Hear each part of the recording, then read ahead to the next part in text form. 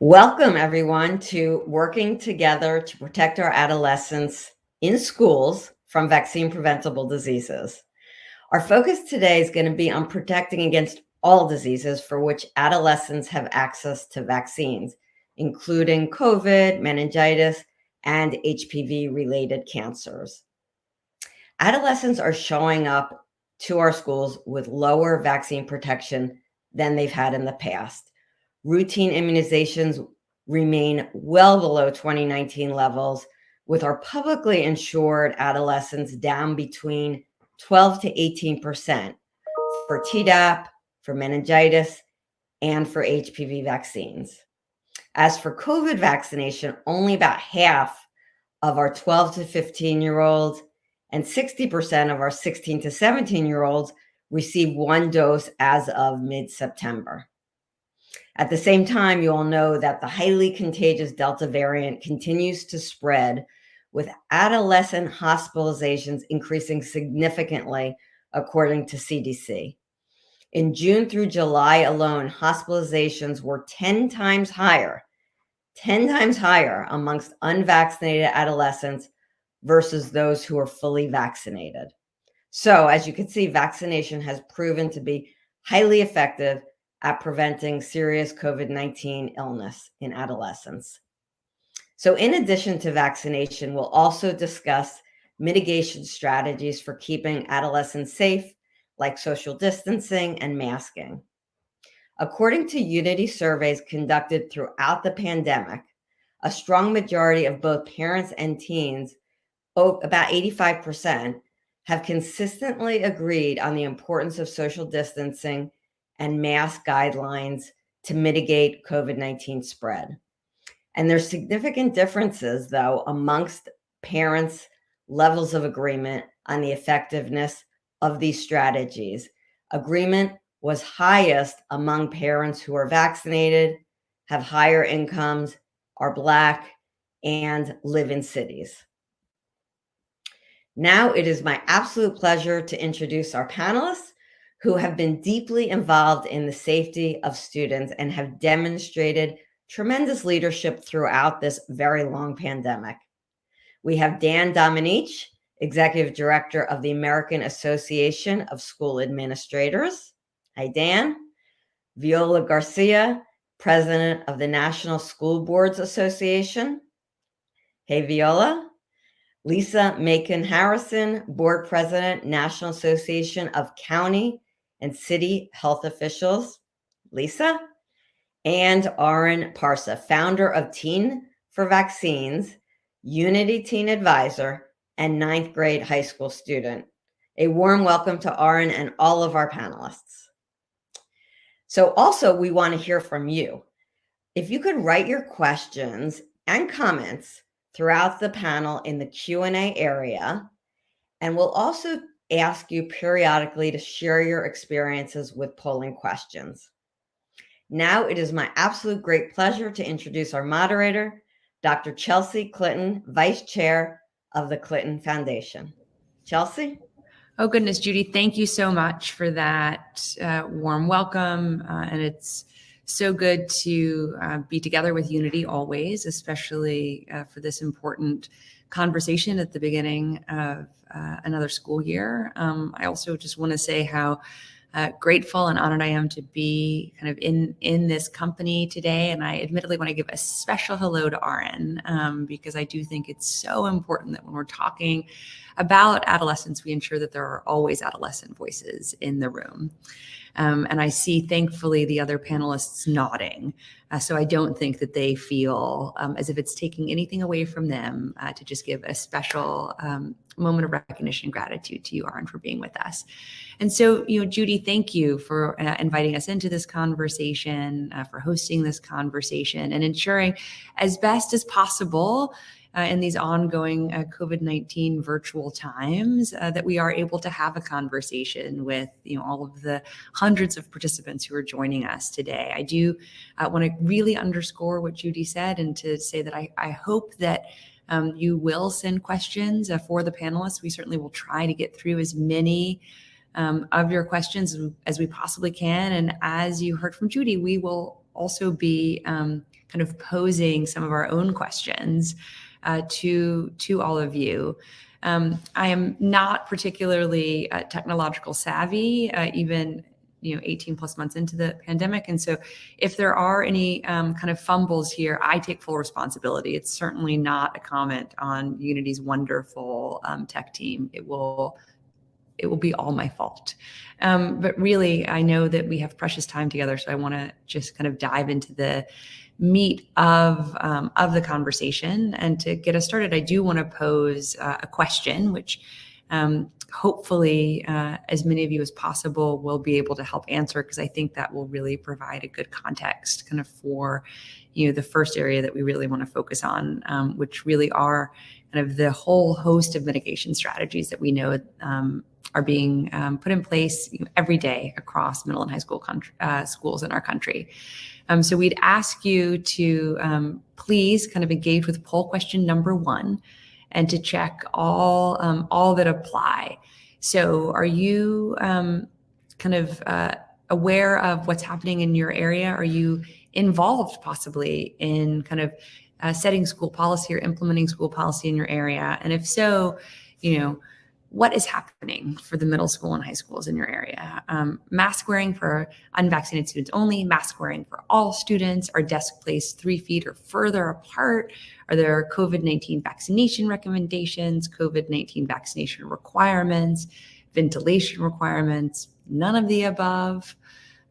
So please check all that are required. I'm also going to fill this out and participate based on what's happening in our schools here in New York City, and look forward to seeing the data as hopefully it appears for all of us. And while we're waiting for that, I wondered if Viola, we can turn to you first. While we're waiting for everyone to kind of answer the question. And if you could share from your quite expansive perspective, what have you seen to really work for schools as they're trying to bring kind of their community along with whatever recommendations they may have put in place to protect students and teachers and other faculty? Kind of what strategies have you seen work? Because we know that most school districts, thankfully, are not what we're seeing, on the news of, people shouting at each other. Most school districts, thankfully, are coalescing around, a set of decisions that both feel right and are right, as guided by by the science and the evidence. So Viola, what could you share with us as what you've seen to work? Well, you're absolutely right, Dr. Clinton. We have continued to educate students in public schools. So COVID-19 has not stopped schools across the country from doing that, from educating students. So even when school buildings were closed, teaching and learning continued. And as, of course, we all know we were just using different methods. So school leaders really have remained above the fray. We're focused on our mission by doing exactly that, keeping the focus where it needs to be on student safety and student achievement, and not getting caught up with the distractions that you referred to. So here in Aldine ISD, my own school district, we've moved forward despite COVID. As I said, student achievement initiatives, plans for new school opportunities, 2 of which opened this fall, and various other ways that we have used to recruit and diversify our highly skilled staff have all been important. So we continue to provide those opportunities, and really those leadership opportunities have presented themselves, as you suggested, in what we have attempted to do. The 3 W's is what we refer to in our district. Wearing a mask, washing your hands, and watching your distance have effectively helped us prevent the spread of virus in our schools.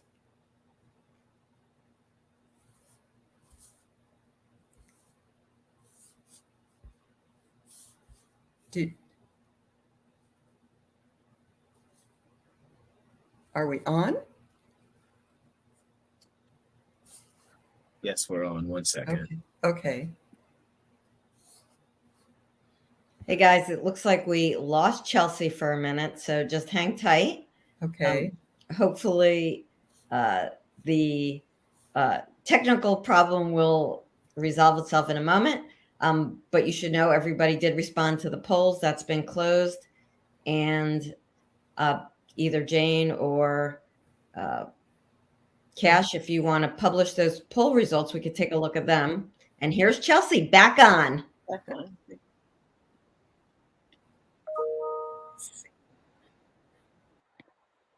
No problem.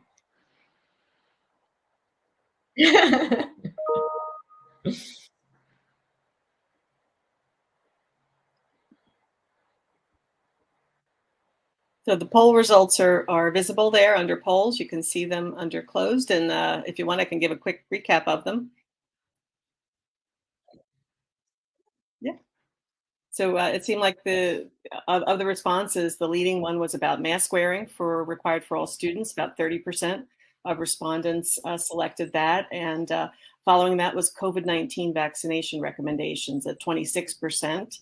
And placing desks 3 feet apart at 20%. Those that got fewer were a bit on the ventilation requirements, about 11%. Vaccination requirements were only with 5% of the respondents, and required mask wearing was only 2% as well. So gives you a little bit. Yeah, I mean, I do wonder a little bit because only apparently 2% of people said none of the above, but clearly, hopefully that means that many of the above, are happening. And I wonder, if Lisa, we could, now turn to you and ask kind of a similar question of kind of what have you seen to really work to help people kind of understand what the evidence says, understand kind of why the CDC has made the recommendations it has made, kind of what has been particularly effective or successful even in trying to help ensure that parents, teachers, and students, again looking at our end, are hopefully in one conversation, operating even in this time of a lot of mis and disinformation, but hopefully operating off of a similar set of facts when it comes to public health.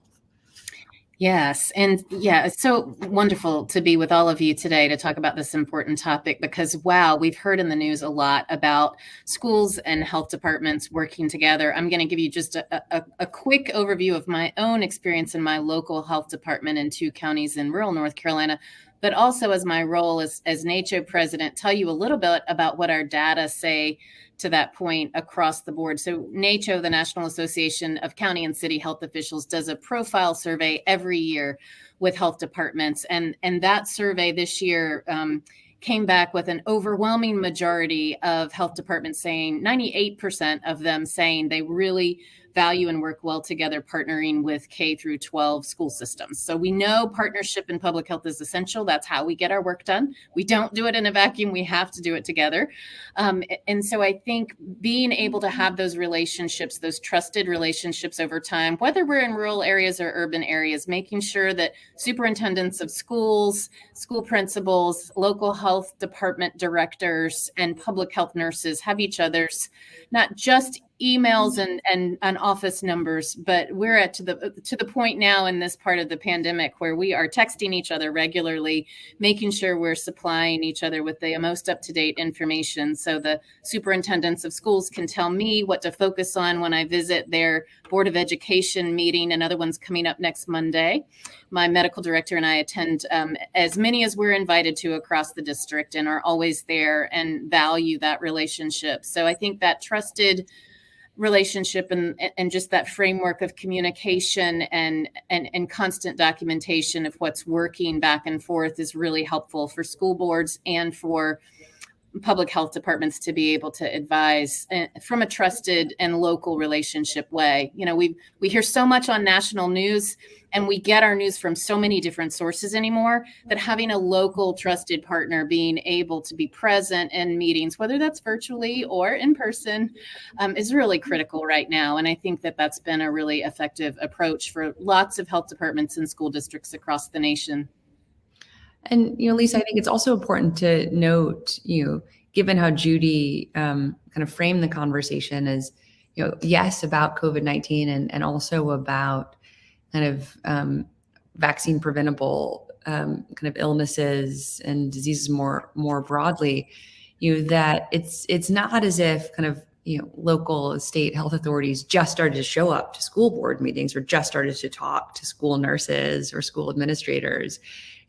These, are only the most recent kind of moments of communication and partnership.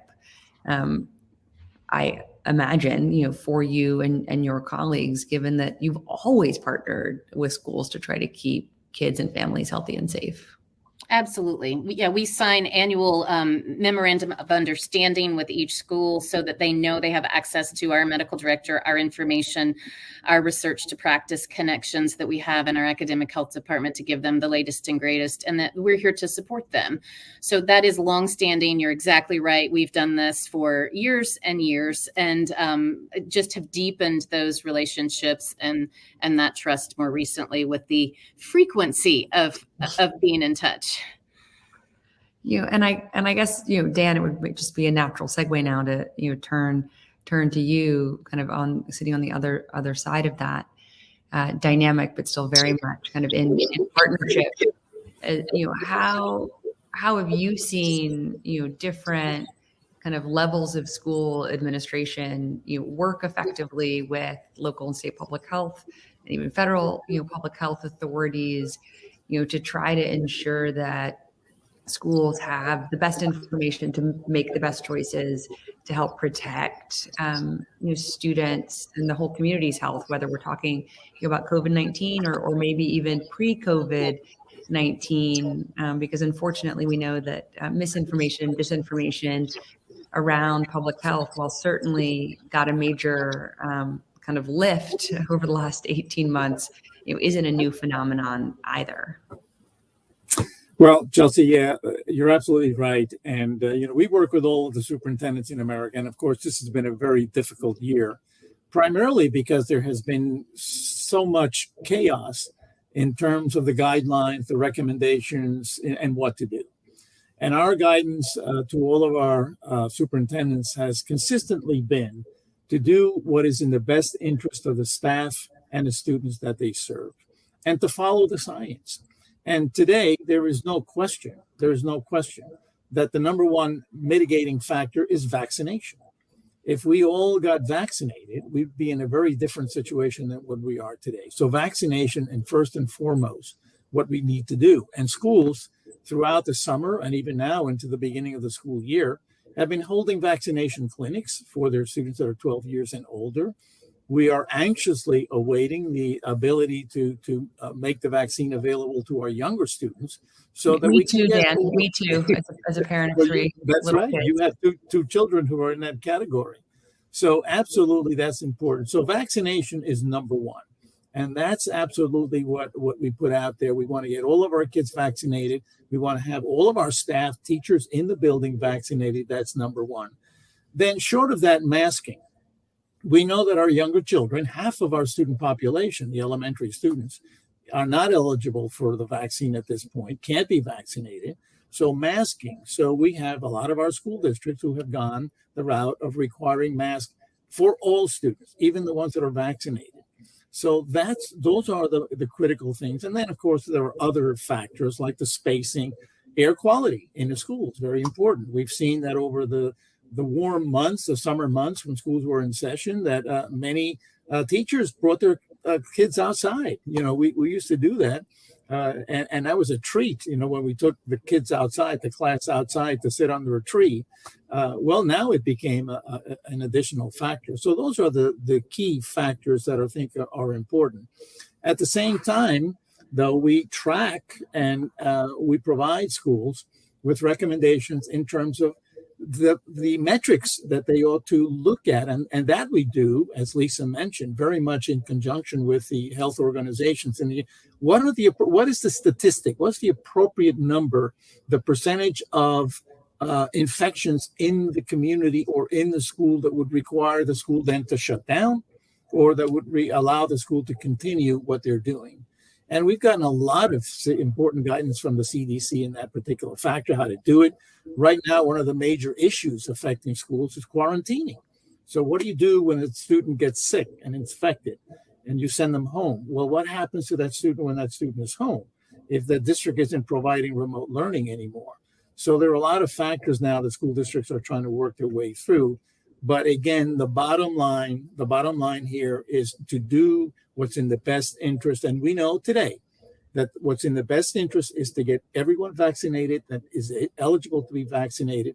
And if not, for everyone to wear a mask. I think if we all do that, and by the way, you can see the numbers when you see the CDC charts around the country, and you see those areas of the country where the vaccination rate is high and infection is low, those schools are in person.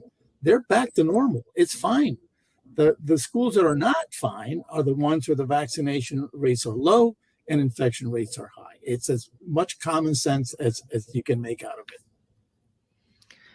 Aaron, I now want to turn to you and ask, from your perspective, both kind of with your friends and cohort kind of in school, and then also kind of what you are hearing from other teenagers that who are very much on the side of science and of recognizing the importance of vaccines and vaccinations. Like, what have you seen to really work to help persuade young people your age and a little bit younger, a little bit older, about the importance of getting vaccinated, of wearing a mask, of maintaining social distance, and kind of where you haven't seen kind of the embrace of those behaviors and choices? What do you think might work to help persuade teenagers that getting a vaccine really is not only good for the community, but good for them too? Or wearing a mask is not only good to help protect others, but to help protect them too.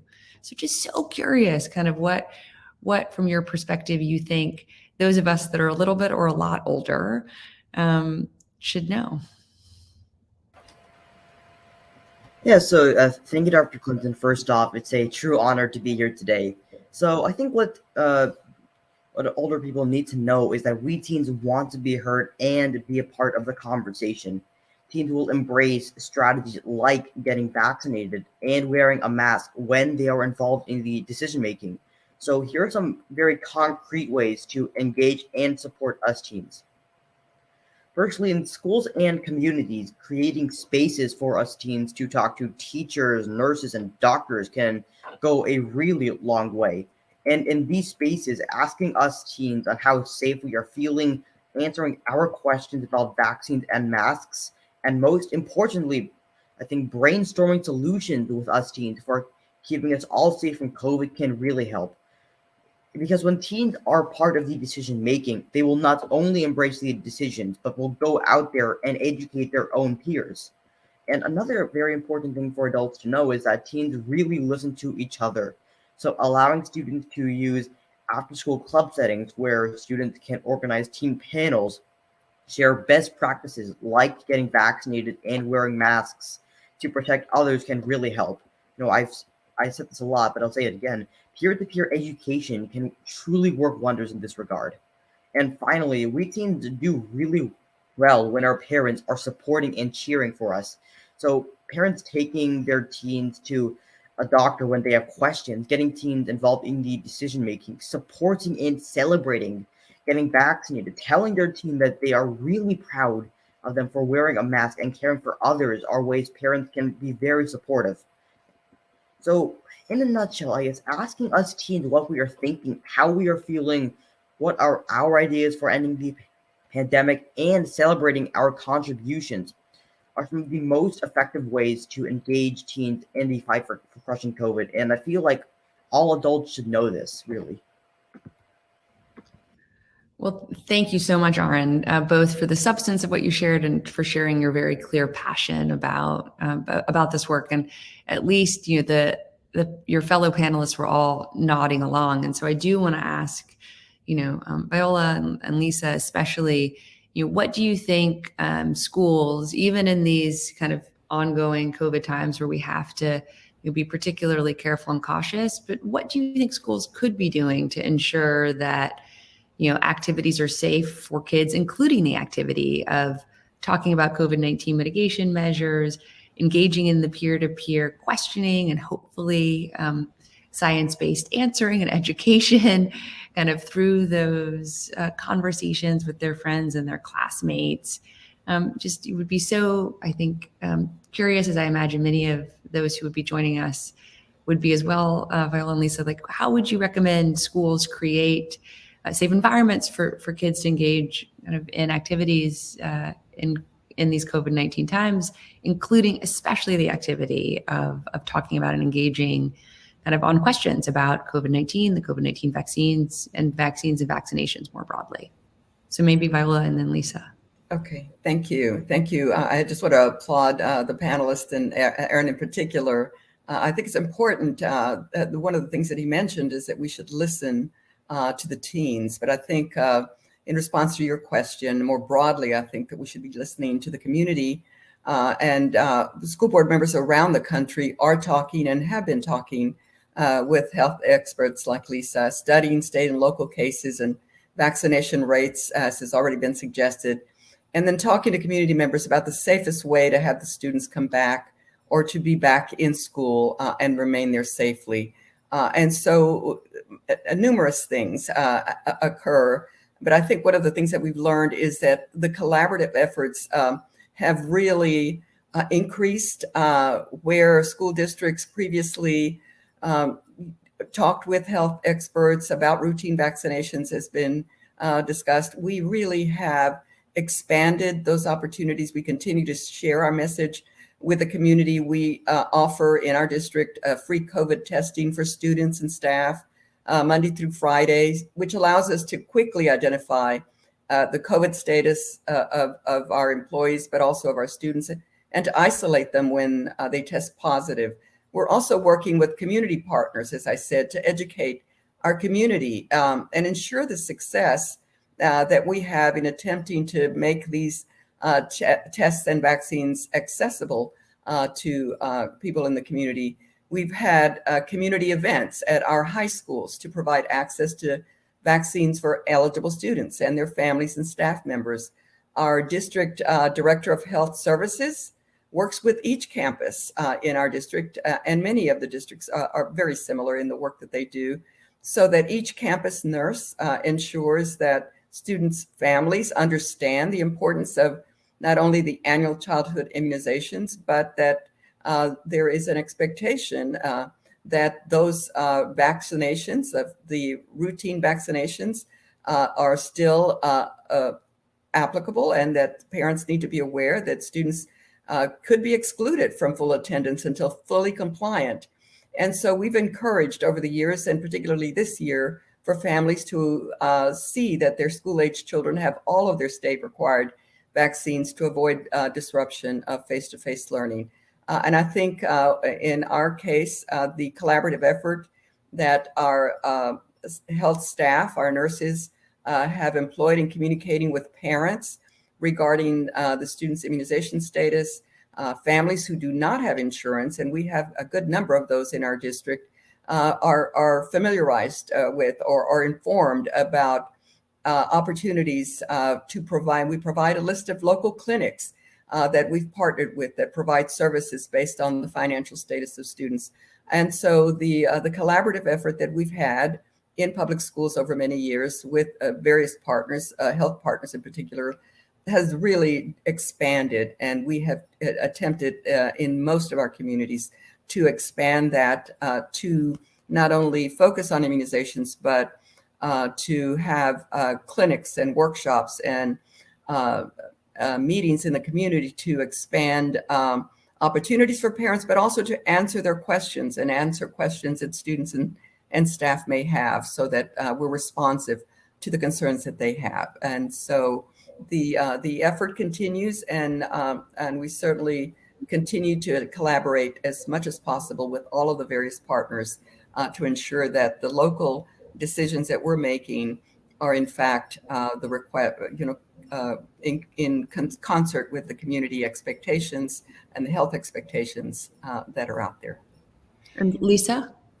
Yeah, I'm going to add that Aaron is exactly right about peer-to-peer learning and listening more to youth and involving them more. I mean, our youth are incredibly smart and technologically savvy and ready to come up with creative and new ideas, and it is critical to engage them. One of the opportunities we have before us is the technology of telemedicine. So one of the things we're doing locally is establishing a teen clinic that so far before COVID-19 and the advent and acceptance more widely of telemedicine, it was a little hard to get all of our rule books aligned. You know, schools and public health departments have a few regulations, a few rules to follow, some things to pay close attention to before you can establish something like a teen clinic.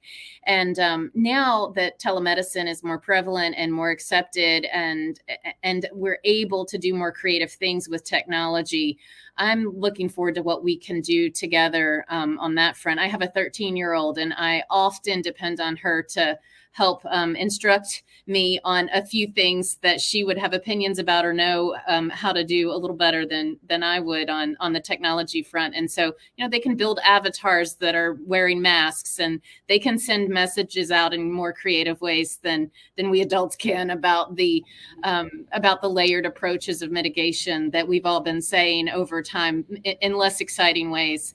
And the last thing I'll say is, you know, our kids know what to do and how to do it. A lot of times the high conflict we've been enduring over these past 18 to 20 months based on misinformation and sort of people's responsiveness based in a lot of opinions that aren't always the information that the CDC or the American Academy of Pediatrics or state health departments, local health departments, and ABC collaboratives are providing are actually best instructed by kids back to their parents to say, well, you know, everybody else is wearing their mask and there's nothing wrong with it. It's not that hard to breathe, Mom. So I've been appreciative of at least hearing from my own 13-year-old what she thinks about all of the high conflict that's been going on. And I do think Aaron's right that kids are part of the best solution we can come up with there. So while I may love the Swiss cheese metaphor, the avatars might be more effective for teenagers because I'm, you know, many years admittedly away from being a teenager. You know, we've gotten some questions in the Q&A, and I think one segues, you know, really well from what Viola and Lisa just shared, and really I think Dan is for you, which is, and I'm summarizing the question, so I hope the person who asked it won't mind that I'm summarizing it, which is that, you know, while there is often, you know, like science-informed, robust kind of federal guidelines, what is the right answer, and also what kind of is possible, you know, varies quite widely across the country, both because the COVID-19 epidemic looks now very different in different places across the country. You, as Judy kind of gave a nod toward in her introduction, and as many of us have also kind of referenced, but also because kind of what resources schools may have, what resources districts may have, you know, varies widely across the country. And yet, while what is possible may vary widely, you know, it really shouldn't be, kind of from the person asking the question's perspective, you know, incumbent only on the school districts to have to kind of make these big decisions. And so, Dan, like, what is your perspective from speaking from kind of, you know, school districts kind of position? You know, do you think is the right answer kind of for people like Lisa sitting in local and state health departments to say, actually, this is what, you know, we really do think you have to do? You know, how much of the onus shouldn't actually be on the districts or shouldn't actually be on the individual school districts and should be shifted more to the local public tepartments? That's a great question. And absolutely, you know, teachers and principals and superintendents are not medical experts. They are not. And so they're very much dependent on the medical experts and the scientists to tell us what the right things to do are. The problem, though, is one of education. The problem is of educating the community and educating the staffs and definitely working and engaging the students in terms of looking at the reality of what will work best. We know that one of the biggest factors that the schools are facing nowadays is the reluctance on the part of individuals to get vaccinated, the reluctance on the part of individuals to wear a mask. And so it's an education process that has to be undertaken for students. For example, engaging them and involving them in this process is important. There are incentives. A lot of school districts are using incentives. For example, if you want to participate on the football team or the basketball team or the whichever co-curricular activity there is, an incentive to do so is get vaccinated, and then you can participate. There are districts that have even gone further and offered financial incentives in terms of scholarships, in terms of a lot of other things that will convince students to get vaccinated if they're not willing to. The biggest challenge, though, is with the community. The biggest challenge is, and we see it today, when we see health workers that won't get vaccinated, and we say to ourselves, oh, wait a minute, you're a health worker. How could you possibly be against being vaccinated? And we see against wearing masks. And by the way, last year, we already had this experience last year. And I've talked to teachers all over the country. Kids don't have a problem wearing masks. They don't. They adapt very quickly to it, and they're fine with it. It's the adults that seem to be the ones that have the problems with the wearing of masks. So it's an education process for the schools, to the extent to educate the community as a whole as to why it's important to do the right thing, which in this case is to get vaccinated, to wear a mask, all of the other mitigating factors that we know work.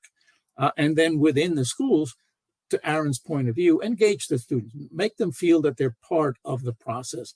And when they feel that they're part of the process, they will talk, they will work with their colleagues, with their friends, and say, hey, man, it's cool to wear a mask.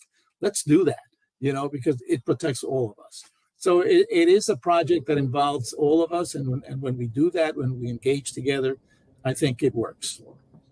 Well, Dan, thank you. And I certainly, speaking as a parent, I'm very proud that all of my 3 children, wear their masks very diligently. And when Aaron was speaking earlier, saying how important he thinks it is that parents and other adults in kids and teens' lives say that we are proud of our children when they are making responsible choices for themselves and our shared public health, like wearing a mask or getting vaccinated. I was thinking, oh, good, I'm so glad I tell my kids. Like I'm like, when my daughter comes home from first grade, she's like, Mom, I wore my mask all day. And I'm like, oh, good, congratulations, Charlotte. Like, I'm really proud of you. Or when they got their flu vaccines, and my 5-year-old was like, Mom, I didn't cry at all. And I was like, well, that I'm glad that you were so brave, but I'm even more glad that I didn't have to bribe you to come to the pediatrician's office to get your vaccine today, even though admittedly I did give him a fruit roll up afterward. Aaron, I do want to turn back to you because we have a question that I imagine you and probably Lisa are perfectly positioned to answer together. And while you're answering, if I can ask kind of the wizards in the background to pull up kind of the second poll so we can ask people to engage in that while you're listening to Aaron and Lisa, so that we can kind of segue to kind of the broader conversation around vaccines and vaccinations. Is that we were asked by someone, really kind of for Aaron and for Lisa, when teenagers want to get vaccinated, but their parents don't want them to get vaccinated, kind of what advice do you have for them? Now, I recognize this kind of varies widely state by state. But Aaron, I wonder if you could just speak first about what advice would you have for a teenager who really wants to get themselves vaccinated, kind of for how they can try to persuade their parents that this is really a choice that they should have the right to make and a good public health choice. And then Lisa, I wonder if you could just kind of flesh out kind of what options young people really do have in many states to be able to make those choices. So Aaron, if you could answer first. Yeah, so thank you, Dr. Clinton. So I would say some of the main advice I would give to a teen who wants to get the COVID vaccine is that we are in the middle of a huge surge in the pandemic where we have the Delta variant spreading very fast. It's very contagious, and COVID can be very deadly to us teens, and we can pass this virus to our friends and our little brothers and sisters who don't yet have a vaccine for themselves. So getting vaccinated is the best way that we teens can protect our loved ones and ourselves. Teens can be the heroes we need for crushing COVID and getting our lives back. And I think it's also really important to reassure teens that COVID vaccines are safe and effective. I think nearly 6 billion vaccines have been administered worldwide. That's as much as the human population. So there is incredible evidence that vaccines are safe.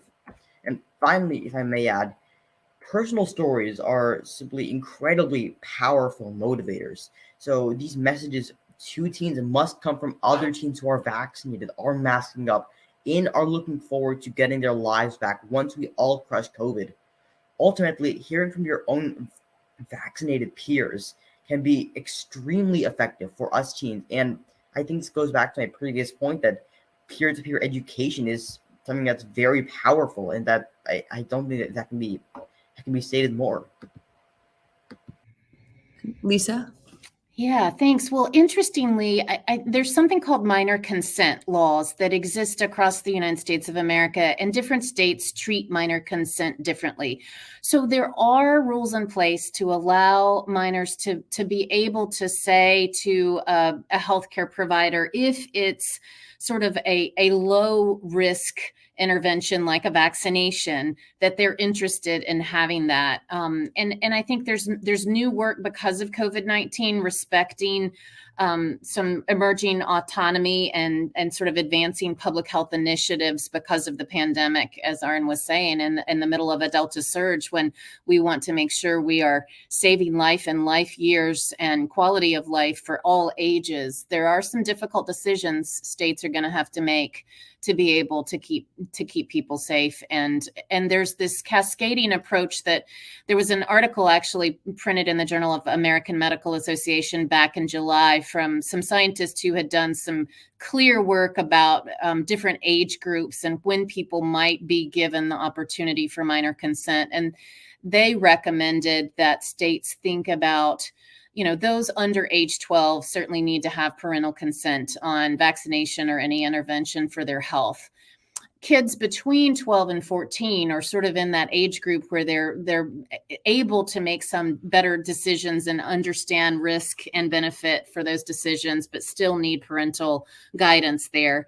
And those 15 and older should be given minor consent opportunities to get vaccination, even without parental consent, if it is a life-saving, low-risk opportunity for them. And again, many states are looking at those laws, changing those laws, and abiding by long-standing opportunities for youth to seek life-saving and life-preserving interventions. Thank you so much, Lisa. I think these are really important questions, and kind of whether you're sitting in North Carolina or New York, or in one of our many states that doesn't start with new, I hope, or an N, I hope that you will think about kind of what you believe is the right answer, and ensure that kind of your state legislators and governors are hearing from you on these important questions. I hope that maybe when the poll is done, kind of the results can come up on the screen, and then we'll ask that everyone kind of read them, because I'm very mindful of time, and there are a number of questions that we've received through the Q&A, and then I know some that were sent in prior to kind of the webinar that I want to try to get through as many as we can in the next 7 to 10 minutes. And so really, I think, Dan, this is, first a question for you, and then maybe for Viola and Lisa again too, which is, how are you kind of supporting school boards and kind of school administrators and principals and kind of everyone that you touch throughout school districts to be able to continue to communicate the importance of routine vaccinations, and to try to hopefully ensure that kind of the fierce and unfortunately often not well-informed conversations around the COVID-19 vaccines aren't permeating into kind of the communications around the importance of routine childhood and adolescent immunizations, whether we're thinking about Tdap, HPV, or kind of the MMR for younger kids. How are you navigating that? How are you supporting, your your administrators who are really kind of on the front lines of that vital work as well? Well, we are, it's very important. First of all, the school board and the superintendent are the management team. And when they work together, they have to work together in order to be effective. And what we've seen this past year, unfortunately, is a huge reduction in the number of students that have been taken what would have been their normal vaccines over the course of the year. For example, the flu shot. Very, very important now that students get the flu shot. So definitely, we're working in jointly with the school board to get the information out to parents that it is important that they return to ensure that their children are getting the vaccinations that they're required by the district to get.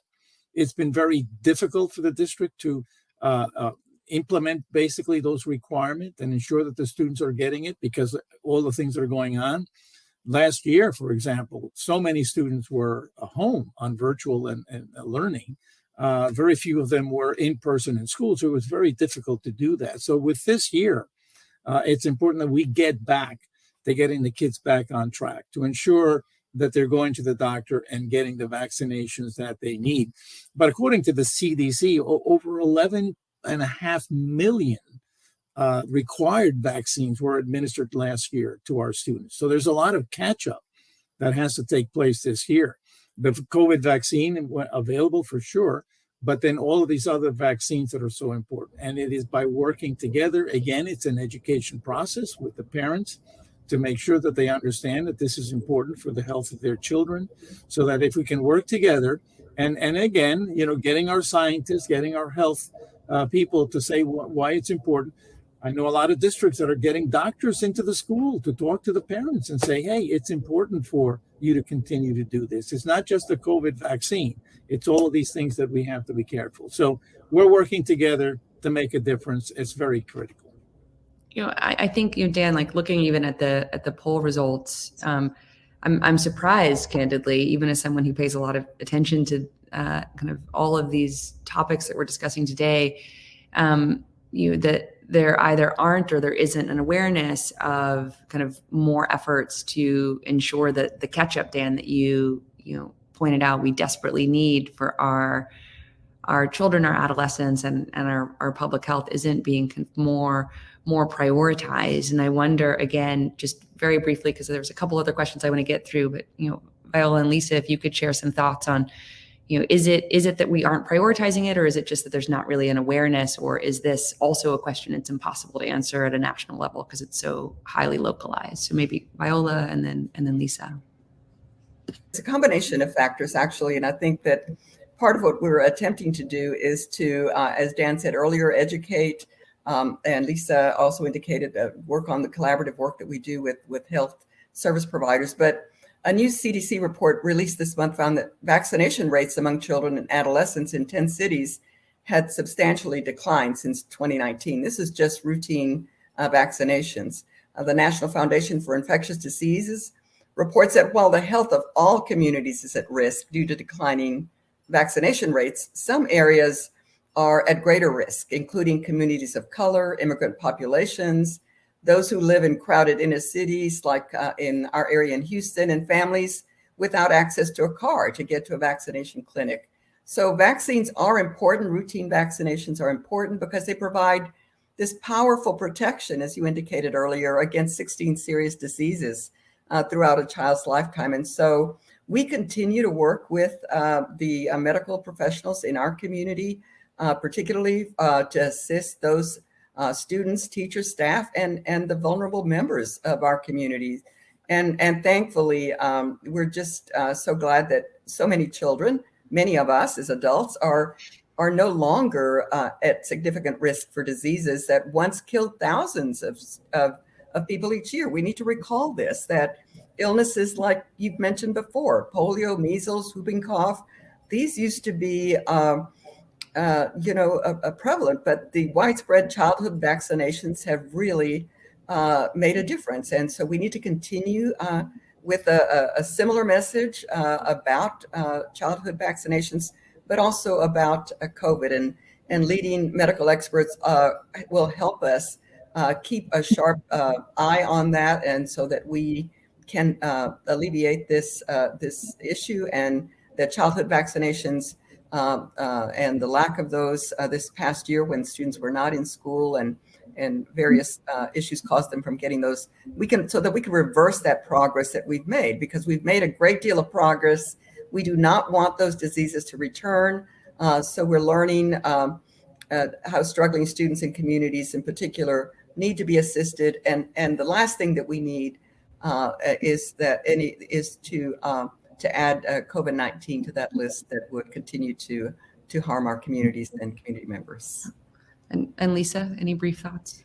Yeah. I think I would just add that, we've got to remember that at least in this community serving a population of 100,000, we have about a dozen public health nurses and about a dozen school nurses. They've been really sort of diverted pretty heavily into COVID response work and, case investigation, contact tracing, vaccinating. In addition, our children and families haven't been making those trips to the doctor's office or the health department as often as they were before COVID. So we're working with, sort of a limited staffing model and some of those restrictions and being around others that are hindering the ability for people to get access to their vaccines. That doesn't mean we don't value that they get prioritized pretty quickly here. That's really important. I absolutely agree with Viola. So I think we just have to depend on those best practices of sharing data back and forth between schools and health departments and pediatricians, making sure those immunization registries and databases that help tell the story of where we need to focus and concentrate our efforts and serve populations that might have more struggles with transportation than others, that we need to just shore up our workforce and get more done. Right. I know we're kind of vanishingly short on time. We did receive an offer that, is in the Q&A that I hope is visible to everyone, kind of really based on a partnership from the American Lung Association for a vaccine toolkit called Better For It. Hopefully you can see the person who kind of made a broad-based offer to anyone who's joining us to hopefully become a vaccine ambassador. They were the first person to kind of put something into the Q&A. And since it was an effort to kind of hopefully help all of us to be more effective communicators when we're talking about the COVID-19 vaccines, to please kind of follow up with Yvonne if you are interested in learning more. I do, before handing it back to Judy, I want to give Aaron the last word from the panel, because I just think that's appropriate since we're talking about adolescents. And Aaron, I just want, if we haven't covered something that you think it's really important for the audience to know about how best to empower adolescents to continue to be the best advocates to other adolescents about the importance of vaccinations broadly. Yes, for COVID-19, but really for any kind of vaccine-preventable disease. Kind of what else do you think we need to know? And then after you finish, Judy will close us out. Although clearly we could keep talking, so hopefully she'll invite us all back. Yes. So thank you, Dr. Clinton. There is so much to say on this specific topic. And I think another thing that people need to know is that school communications about vaccines are often directed towards parents and not to us teens. And I feel like that's a huge missed opportunity to raise vaccine awareness among teens. Also, I think Ms. Harrison highlighted this a little earlier, that a lot of teens don't have easy access to vaccines when their parents are busy or are working two jobs, and teens don't have the necessary transportation. They aren't able to keep up with their doctor visits. So school-based health center can really create a sense of agency for teens to get their routine and COVID vaccines. Another thing that adults need to know is that teens really trust their teachers, school nurses, and doctors a lot. We need welcoming spaces in schools where students can learn about how vaccines save lives, which vaccines we teens need and when, and how we all have a greater responsibility to our communities by getting vaccinated to protect each other. I also firmly believe that education is the best antidote to misinformation. Teens today are learning about vaccines from social media, and and that really has to change. And schools can empower teens to be champions of public health. And also, to answer a previous question, teens know their parents best. So when confronted with parental hesitancy, teens can navigate that conversation easily when they are empowered with the necessary information. They can find a good time to talk to their parents and be able to have that tough conversation and open up about how they really feel to them. And finally, schools have made a tremendous difference in student mental health and nutrition holistically. And now, with the post COVID era dawning on us, schools need to use this moment to empower teens with vaccine education as well as easy access to all vaccines in school clinics. These are two powerful ways for schools to create a sense of agency for us teens to be vaccinated and be champions of public health. Once again, thank you so much, Dr. Clinton. Thank you. Thank you. And clearly we will need more time, and hopefully we will continue the conversation. But I want to close it out by thanking everybody, all of our panelists on behalf of Unity Consortium, our partner Learning First Alliance, of course, the wonderful Dr. Chelsea Clinton for your terrific moderation and questions, and all of you participating for everything you do every day to protect our adolescents and young adults. As you hang up, please take a moment to answer just 2 quick questions that pop up on your webinar, and do check your email for panel highlights. Have a wonderful day, and we'll talk again soon. Bye-bye.